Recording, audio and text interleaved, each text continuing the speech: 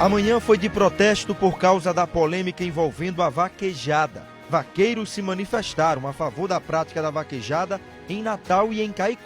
Toda essa história começou depois que o STF proibiu a prática no Ceará e agora a decisão pode chegar a outros estados. Nós conversamos com quem é a favor da vaquejada. Antigamente eu reconheço que antigamente puxava pelo rabo, quando torava, lógico, a gente estava vendo que ia doer, mas hoje não tem mais isso. E com quem é contra.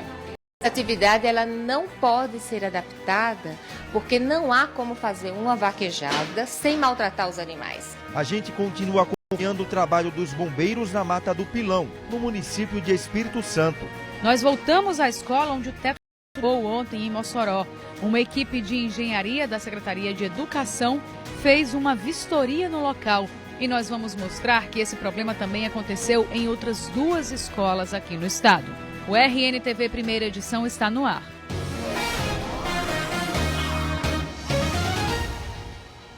Olá, boa tarde para você.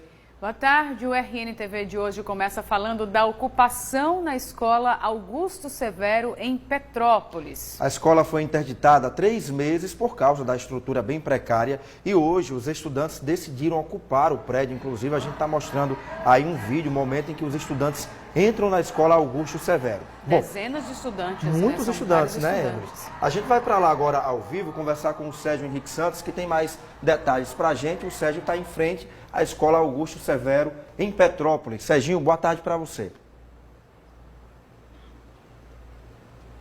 Oi, Maxwell, boa tarde para você, boa tarde, Emily. Nós falamos ao vivo aqui da Escola Estadual Augusto Severo. A escola está ocupada por estudantes secundaristas desde as 10h30 da manhã. Vocês já chamaram um vídeo que mostra, um vídeo feito por moradores aqui em frente, mostra o momento exato da ocupação daqui da Escola Estadual Augusto Severo. Vamos mostrar novamente o momento em que os estudantes entram na escola. Era um grupo de aproximadamente 20 ou 30 estudantes, alguns fardados, outros com mochila de escola. Eles entraram no prédio e ocuparam o prédio por vários motivos, né? A escola está interditada há 3 meses por problemas estruturais e muitos estudantes continuam sem aulas. Uma parte desses estudantes foi relocada para um colégio aqui no bairro de Petrópolis e outra parte continua sem aulas. Esse seria o principal motivo dessa ocupação. Os estudantes também reclamam da questão da reforma do ensino médio, uma proposta em tramitação pelo governo federal através de medida provisória.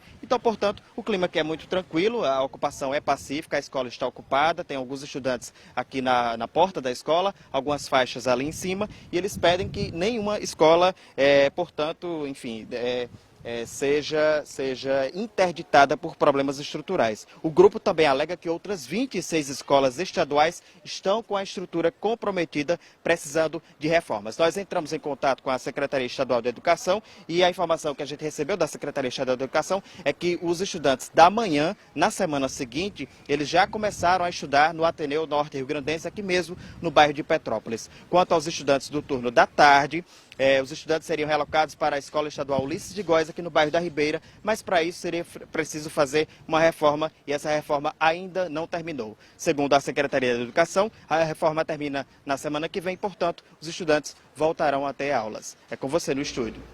Obrigada, Sérgio. Lembrando que é um risco até para os alunos, porque a escola está interditada justamente porque está com a estrutura comprometida. Então é importante que os alunos façam a manifestação, se eles querem realmente fazer, mas tenham cuidado também para não se colocarem numa situação de risco, já que, como a gente disse, a escola está interditada porque a estrutura está comprometida.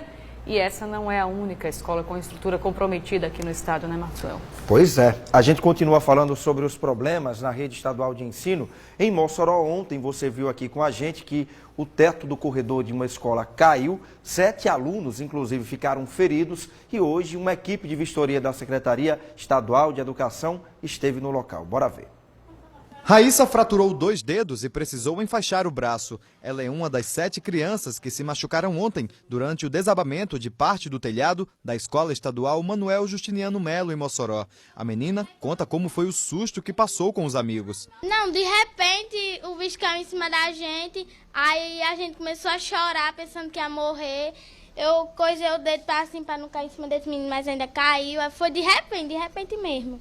O circuito interno da escola gravou o momento do acidente. O intervalo tinha acabado e os alunos voltavam para as salas de aula.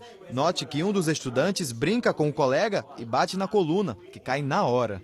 Hoje pela manhã, a escola amanheceu fechada. As aulas estão suspensas. Alguns pais foram pegos de surpresa. Não vai ter aula justamente pelo incidente que aconteceu, né? Não saber que está interditado. Uma equipe de engenharia da Secretaria Estadual de Educação veio de Natal para vistoriar o prédio da escola. Um laudo sobre a estrutura do prédio deve ser elaborado. A previsão é de que o documento fique pronto até o começo da próxima semana. Até lá, as aulas permanecem suspensas na escola. Acredito que segunda-feira nós já vamos ter uma resposta para a comunidade escolar. Essa resposta nós temos pressa, até porque fica aquela ansiedade de todos. Os pais querem uma resposta, o próprio funcionário quer uma resposta e nós estamos esperando esse laudo do engenheiro. A Escola Estadual Manuel Justiniano de Melo tem 30 anos e nunca passou por uma grande reforma. A Secretaria Estadual de Educação disse que deve liberar recursos, cerca de R$800 mil, para a execução da obra. Mas até agora a licitação não foi concluída e não há previsão de quando o dinheiro vai ser liberado. E agora é tentar ver com o setor de engenharia a possibilidade de trazer essa escola como uma prioridade maior. Ver se um reparo resolve ou se realmente é necessário trazer após a licitação, essa reconstrução, esses reparos maiores para a escola durante esse período. E além da Escola Estadual Manuel Justiniano de Melo em Mossoró, essa que a gente acabou de ver na reportagem, outras duas escolas estaduais que ficam aqui na capital também passaram pelo mesmo problema esse ano. Partes do teto desabaram. Outra unidade teve que ser interditada por representar riscos aos estudantes. Prédios antigos, cheios de história, mas sem manutenção há décadas. A consequência foi sentida este ano, quando 3 escolas estaduais na capital precisaram ser fechadas, porque frequentar as aulas era um risco para os estudantes. Em setembro, na escola Monsenhor Pegado, em Mãe Luísa, o forro de PVC de uma das salas desabou. Um ventilador chegou a cair em cima de uma cadeira. Por pouco, algo pior não aconteceu. As crianças estavam no intervalo e ninguém se feriu. Mas os dias sem aula preocuparam os pais. Aqui as aulas foram retomadas há uma semana, depois que o teto que caiu foi totalmente retirado e o de outras salas passaram por manutenção. Segundo a diretora, a Secretaria de Educação ainda está elaborando um projeto para que a escola possa passar por uma reforma geral. Na Escola Estadual Augusto Severo, em Petrópolis, acidentes não chegaram a acontecer. Mas o prédio centenário foi interditado por decisão da Justiça, porque também oferecia risco aos estudantes, depois de décadas sem reforma. As aulas foram suspensas e os alunos do turno da tarde foram transferidos para outra escola. Os da manhã ainda estão sem aulas. E para fechar essa conta aí, em agosto, parte do teto do corredor da Escola Estadual Dulce Vanderlei na Ridinha veio abaixo. 5 estudantes ficaram feridos e vamos às respostas. As obras da Escola Estadual Dulce Vanderlei na Ridinha, foi mostrada na reportagem, estão em fase de licitação. Segundo a Secretaria de Educação, as aulas foram transferidas para a Escola Estadual Café Filho. A gente viu rapidamente aí na entrevista, agora na matéria do Hugo Andrade, o momento do desabamento da escola ontem lá em Mossoró. Bora repetir esse vídeo então para o pessoal de casa ver mais uma vez. Ó, a gente percebe, né, Emily, que está muito movimentado aí e nesse momento o teto vem abaixo. Na verdade, um estudante acaba encostando ali na pilastra e aí acaba desabando, né? Assustador porque ele encosta e cai no mesmo rápido, momento, né? É simultâneo, colocando em risco aí a vida de muitos alunos. Por sorte, né, digamos assim, 7 alunos ficaram feridos, mas poderia ter sido uma tragédia, poderia ter sido um acidente muito mais grave. Felizmente, ninguém teve nenhum ferimento grave, mas é um risco que preocupa. E aqui no estúdio, quem está aqui com a gente é a secretária estadual de Educação, Cláudia Santa Rosa, para falar desses problemas estruturais, secretária, que acabam refletindo na educação propriamente dita, porque os alunos ficam sem aula, né? Boa tarde. Boa tarde, secretária. Boa tarde os que estão em casa. De fato, é uma situação, eu diria, bastante preocupante, né? Muito séria, porque mexe com vidas para além da questão da pedagógica, não é? Que a escola precisa ser referência para a questão pedagógica, para a aprendizagem, o processo de ensino-aprendizagem aconteça efetivamente, e isso fica comprometido, mas não somente os riscos, as vidas que estão nessas escolas. Principalmente as vidas. Não é? Né? Sejam estudantes como profissionais, servidores, familiares, quem trafega diariamente nas escolas. E aí, diante desse risco, diante dessa preocupação que a senhora está expondo aqui para a gente, secretária, o que é que dá para ser feito para a gente evitar esse tipo de situação? A imagem aí de Mossoró, da escola do teto que veio abaixo ontem, uma imagem impressionante que chocou todo mundo, né, que estava acompanhando o jornal ontem ao vivo aqui. Pois é, chocante e que reflete o pouco zelo, o pouco cuidado que nós tivemos ao longo dos anos, não é? Porque isso é resultado de uma história da educação, de muito descaso, não é? De cuidados não como essencial, de se olhar muito aquilo que não é o mais importante e deixar de cuidar do que é essencial, né? Os prédios são prédios antigos, há muitos anos, sem grandes reformas, cuidados na parte estrutural, escolas que muito provavelmente do que se fez foi trabalhos de pintura, o que passa a ideia que estão muito bem, mas quando você vai ver, a estrutura está ruindo. E o estágio que nós chegamos é o estágio de caos diante desse descuidado, dessa falta de cuidado que ao longo da história se teve. Agora, secretária, a senhora sempre esteve do outro lado, né? Uma referência na área da educação, sempre foi até uma crítica ferrenha dessa falta de cuidado ao longo de todos esses anos. Agora que a senhora está no posto, a senhora é a secretária estadual de educação, não tem mais como olhar para trás, né? É preciso olhar para o presente e para o futuro para que isso não aconteça mais. O que está sendo feito? A gente recebeu a informação de que há um recurso no valor de 10 milhões de reais para ser utilizado justamente com as reformas e ampliação de algumas escolas. Por que que isso, na prática, não consegue evitar essas situações se os recursos estão lá, secretária? Veja bem, primeiro é importante destacar, não é? Como você bem disse, eu sempre estive do outro lado, continuo agora como secretária preocupadíssima com todas essas questões, mas com a possibilidade de buscar as formas de resolver. Infelizmente, a burocracia não nos permite, num tempo tão curto, não é? Porque temos 5 meses de gestão, resolver diante do que é exigido para uma licitação, por exemplo, de uma obra. Se tivéssemos encontrado a secretaria com alguns percursos feitos, a gente hoje não estaria enfrentando a situação que aí está. Inclusive, a diretora da escola em Mossoró disse que há 2 anos envia ofício pedindo a reforma, porque já havia a situação de risco ali. Isso, exatamente. Então, a senhora tinha conhecimento desses ofícios? Não, nem deu tempo tomar conhecimento. O que eu tenho conhecimento é de um ranking que nós estamos construindo dentro de um programa que vamos lançar nas próximas semanas, que se chama Renova Escola.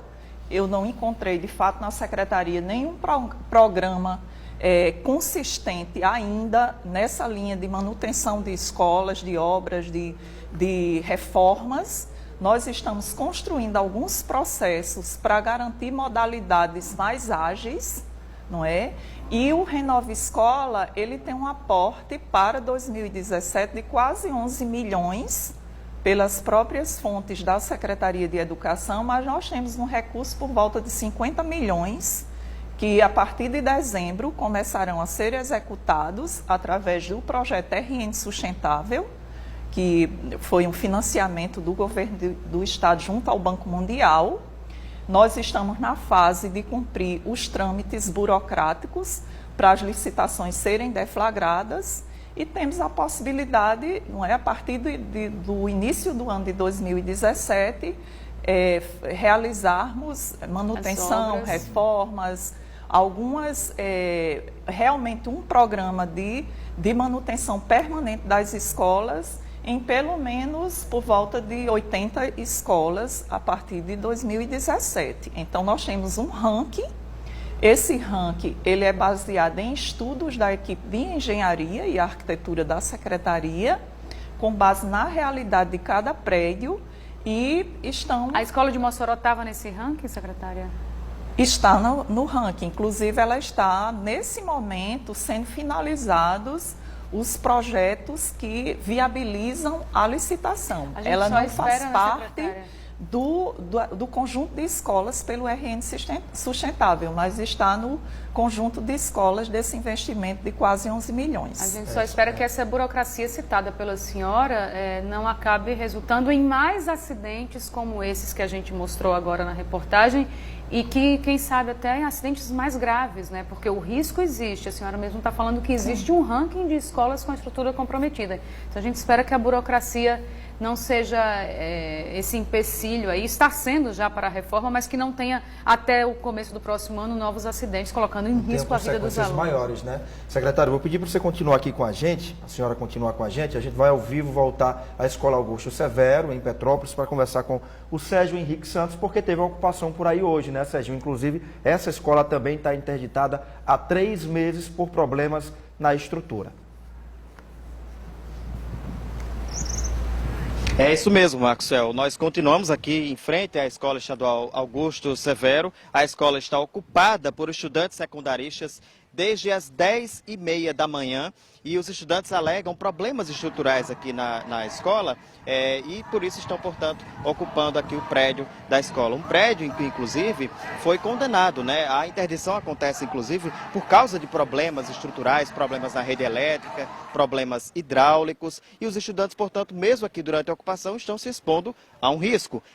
A secretária falou que, vocês aí no estúdio comentaram que a interdição acontece há 3 meses, mas o RNTV vem acompanhando a situação aqui da Escola Estadual Augusto Severo, pelo menos desde o mês de maio, quando o Ministério Público recomendou à Justiça que a escola fosse interditada por causa desses problemas estruturais. Então, hoje, chegou essa situação, os estudantes aqui ocuparam a escola, eles estão lá dentro da escola, inclusive, agora há pouco chegou um grupo de alunos com um almoço, né, para eles poderem passar a tarde, enfim, se alimentarem aqui no prédio que está ocupado. E os estudantes, o grupo também alega que outras 26 escolas estaduais estão com a estrutura comprometida, precisando aí de reformas. É com vocês no estúdio.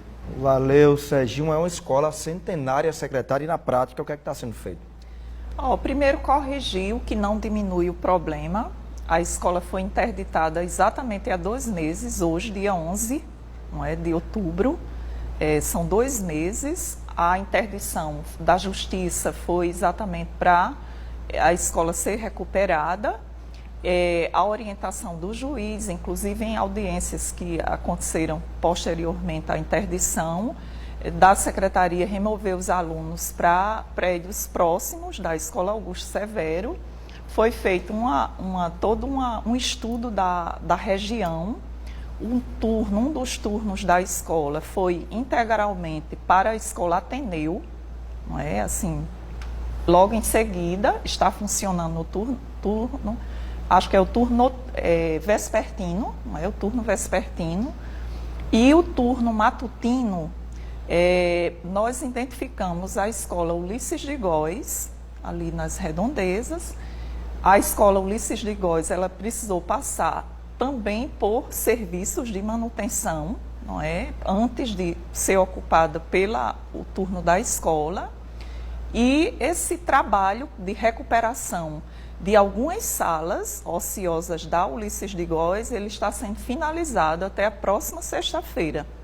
Não é? Está, inclusive, com esse agendamento da equipe que está trabalhando. A próxima sexta-feira estará finalizado e pronto para, na próxima segunda-feira, a escola funcionar. Ok, secretária, muito obrigada pela sua participação aqui. A gente torce para que esse tipo de acidente não aconteça mais e que essa burocracia não atrapalhe ainda mais. E até me permita alertar, esse prédio da Augusto Severo está interditado. A gente falou isso agora há pouco, os alunos que estão lá protestando de insegurança. E há uma equipe nossa da Secretaria a caminho da escola exatamente para esclarecer esse fato. Ok, secretária, obrigado mais uma vez pela participação. Hoje pela manhã, um grupo protestou contra a proibição da vaquejada em frente à Assembleia Legislativa aqui do Rio Grande do Norte, aqui em Natal. Segundo a Polícia Militar, 300 pessoas participaram do ato. A organização do evento não divulgou uma estimativa. O evento foi organizado pela Associação dos Vaqueiros Amadores do Rio Grande do Norte e teve o apoio também de vários segmentos. A ideia é chamar a atenção dos deputados estaduais para a causa e assim evitar a proibição da vaquejada aqui no estado. Os manifestantes conseguiram uma reunião com os deputados. E esse assunto está dando uma polêmica danada. Os adeptos da vaquejada em Caicó também fizeram um protesto pelas ruas da cidade. Dezenas de vaqueiros participaram do movimento. A gente vê aí as imagens pelas ruas de Caicó. Vários vaqueiros nos cavalos saíram às ruas a cavalo num protesto também contra essa decisão do STF que proíbe a regulamentação da vaquejada. A gente sabe que é uma tradição muito forte em todo o Nordeste. Vale explicar o seguinte: essa polêmica toda envolvendo a vaquejada veio à tona depois que o Supremo Tribunal Federal considerou inconstitucional uma lei do estado do Ceará que regulamentava a prática da vaquejada, ou seja, proibiu a vaquejada. Como o STF é a mais alta corte do país, a decisão abriu caminho para que a vaquejada seja proibida em todo o Brasil. O principal argumento da justiça é de que a competição gera maus tratos aos animais. E nós fomos ouvir os argumentos dos dois lados nessa história. Para o Josinaldo, que cresceu montando e tratando cavalos, ser vaqueiro era um sonho de infância. Era um sonho para mim correr vaquejada. E comecei a montar nos cavalos e comecei a correr vaquejada. E hoje eu sobrevivo disso. Se a vaquejada se acabar, o que é que eu vou fazer da minha vida depois de velho? Essa é a pergunta que todos que trabalham com vaquejada estão fazendo depois que a lei que regulamentava a atividade no Ceará foi derrubada pelo Supremo Tribunal Federal. A maioria dos ministros concluiu que a prática, apesar de tradicional e histórica, provoca sofrimento aos animais e fere o artigo 23 da Constituição, que defende o meio ambiente, incluindo a fauna. Segundo Josinaldo, a atividade já foi cruel, mas há alguns anos isso começou a mudar. Antigamente eu reconheço que antigamente puxava pelo rabo, quando torava, lógico, a gente estava vendo que ia doer. Mas hoje não tem mais isso. E hoje tem um protetor de cauda que é para não torar mais o rabo do boi. Hoje o ferro é forrado, certo? É coberto com esparadrapo na frente e atrás do animal. A barriga dele hoje não pode ter mais ferimento. Você não pode usar uma espora que fure. Tem que estar forradinho, bem macia, para o animal se sentir à vontade. Se você ferir na competição, você é desclassificado. Do que vimos do julgamento, é possível perceber facilmente que os ministros do Supremo não julgaram com conhecimento de causa. Não têm conhecimento da importância econômica que a vaquejada gera para o Nordeste, os empregos diretos e indiretos e, o mais importante, não tiveram conhecimento de causa sobre as regras da vaquejada, sobre como a vaquejada acontece. A vaquejada surgiu no Nordeste brasileiro, mas atualmente está presente em praticamente todo o país. Um mercado que gera cerca de 50 milhões de reais por ano. Segundo associações de vaqueiros do Rio Grande do Norte, umas 600 mil pessoas dependem da vaquejada no Nordeste todo. Aqui no estado, existem uns 1.500 vaqueiros profissionais e uma média de 3 eventos por semana.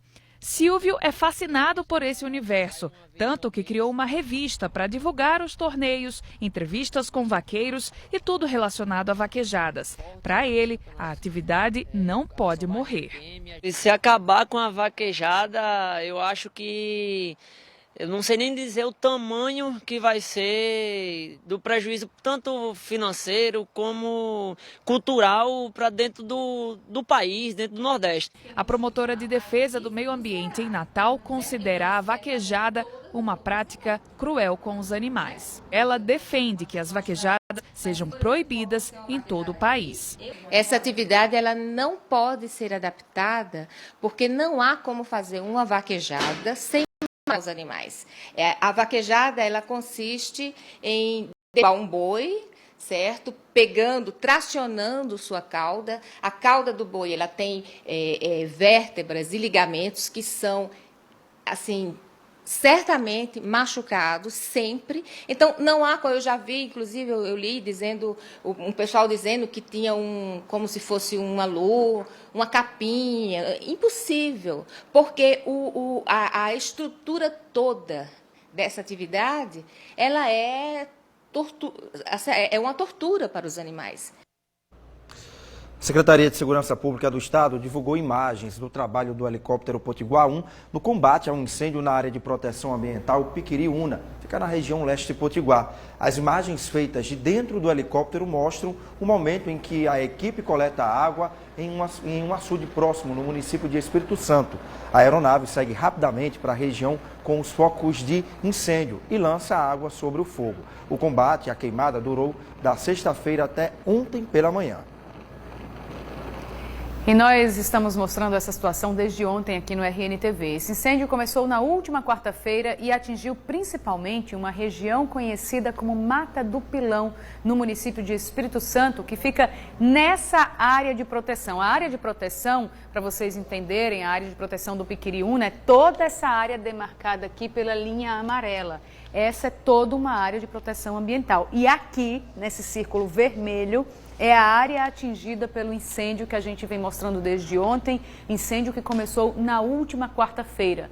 O Instituto de Desenvolvimento e Meio Ambiente do Estado nos enviou esse mapa explicando justamente que área é essa área atingida pelo incêndio, é essa aqui no círculo vermelho, repetindo, e a área aqui na linha amarela, nessa área delimitada aqui pela linha amarela, é toda a zona de proteção ambiental. Como a gente viu, o total tem 40 mil hectares, a da linha amarela, a área completa de proteção ambiental, e está presente em 5 municípios: Espírito Santo, Várzea, Canguaretama, Pedro Velho e Goianinha. O que se sabe até agora é que o fogo se concentrou no território de Espírito Santo, na Mata do Pilão, que é justamente essa área vermelha aqui, a área mais atingida pelo incêndio. O IDEMA e o Corpo de Bombeiros ainda trabalham para fazer um levantamento dos estragos. Quantos hectares foram destruídos pelo fogo? E em São Fernando, município da região Seridó, muitos moradores não conseguiram dormir com tanta fumaça. O problema vem da cidade vizinha, Caicó. Essas imagens mostram a fumaça que vem do lixão de Caicó. Os moradores contaram que o fogo começou à tarde e se estendeu pela noite. Esse problema já aconteceu outras vezes e a gente mostrou, inclusive, aqui no RNTV. Em 2014, a Justiça deu um prazo de 3 dias para que a Prefeitura resolvesse de vez o problema. Nós entramos em contato com o prefeito Roberto Germano. Ele disse que na época em que o problema surgiu, foi assinado um acordo com a Justiça para a retirada dos catadores do lixão e que a posse do terreno seria da Prefeitura. Ele disse que, na prática, isso não aconteceu e que as invasões continuaram. O prefeito disse ainda que aguarda uma nova reintegração de posse do lixão de Caicó. Uma adolescente de 13 anos está desaparecida há 15 dias. Ela saiu de Parelhas, onde mora, e veio para Natal. A polícia desconfia que ela teria vindo para a capital encontrar alguém que conheceu na internet. O vídeo divulgado pela Polícia Civil mostra a adolescente Stephanie Rilene da Silva, de 13 anos. Ela aparece ao lado de um homem na rodoviária de Natal. A garota está com uma mochila nas costas e o homem com 2 bolsas nas mãos. Passava das 4 da tarde do dia 27 do mês passado. Essa é a última imagem que a polícia tem da menina. O homem que aparece nas imagens acompanhando a adolescente ainda dentro da rodoviária já foi identificado e, inclusive, já prestou depoimento ao delegado que investiga o caso.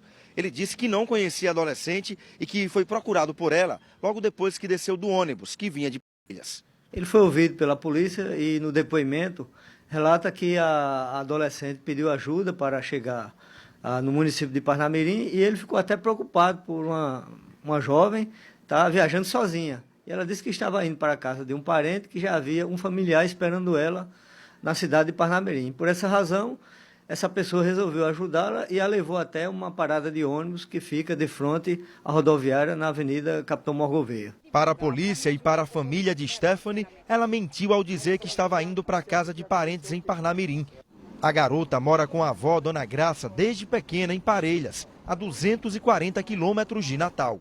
Ela percebeu que a neta tinha desaparecido quando chegou do trabalho. Eu percebi que ela não estava, aí me deu aquela vontade de olhar o guarda-roupa dela, né? Quando eu cheguei no quarto, abri o guarda-roupa, eu vi que estava faltando várias roupas dela, né? Peças de roupa, então... Aí de início eu digo, eita, saiu, fugiu, como se diz, mas não tinha noção que ela pudesse ter saído de dentro da cidade. A polícia acredita que Stephanie resolveu fugir de casa depois de ter conhecido alguém na internet. A gente já desconfia que ela pode estar na casa de algum namorado e a polícia já alerta que vai localizar Stephanie Rilene e quem tiver com ela pode ser preso em flagrante por corrupção de menores. Se alguém souber do paradeiro dela, se alguém está com ela, lembre que essa menina tem família, que ela é muito amada e que nós estamos desesperados. E um suspeito de assalto foi baleado e morto hoje pela manhã em Natal. O crime foi na Avenida Deodoro da Fonseca por volta das 9 horas da manhã. Segundo comerciantes da região, o homem teria assaltado 2 pedestres e quando estava fugindo para encontrar com um comparsa que aguardava em uma moto, foi atingido por um tiro. Baleado nas costas, ele ainda conseguiu correr cerca de 200 metros antes de cair já sem vida. O comparsa conseguiu fugir. Possivelmente ele foi baleado por algum segurança de comércio aqui da área, que a gente também não tem ainda a identificação. Nós temos a informação de que ele estava em companhia de outro elemento, que depois que percebeu que seu comparsa havia sido atingido e caiu da moto, já sem vida, pegou a arma que eles usaram no assalto e deixou o local. A polícia prendeu 2 homens e apreendeu um adolescente suspeitos de tráfico de drogas aqui em Natal. Um dos suspeitos é cadeirante e já tinha passagem pela polícia. A polícia chegou até Queginaldo da Silva por meio de uma denúncia anônima. Ele estava neste carro com 1 quilo de maconha e foi preso ontem em Cajupiranga, Parnamirim, região metropolitana de Natal. Queginaldo tem 29 anos e é cadeirante. Segundo o histórico dele, ele é reincidente aí. Então ele deve ter uma pena maior agora, uma sanção maior devido a essa reincidência. Ele já tinha sido preso por tráfico? Positivo. Ele confessa que a droga era dele? Positivo. Ele oficializou que a droga era dele. Juntamente com Queginaldo, os policiais do 3º Batalhão da PM apreenderam um adolescente de 17 anos e prenderam Daniel Vitor Caetano da Silva, de 19. Daniel era foragido do sistema prisional e já respondia na justiça por roubo. Ele tem um mandado de prisão e vai responder pela associação também. E o 244B, corrupção de menores. Você vai ver a seguir, alunos de uma escola pública da Zona Norte de Natal tiveram uma aula com conteúdo diferente. A principal lição foi a cidadania. E tem forró aqui no RNTV nessa véspera de feriado.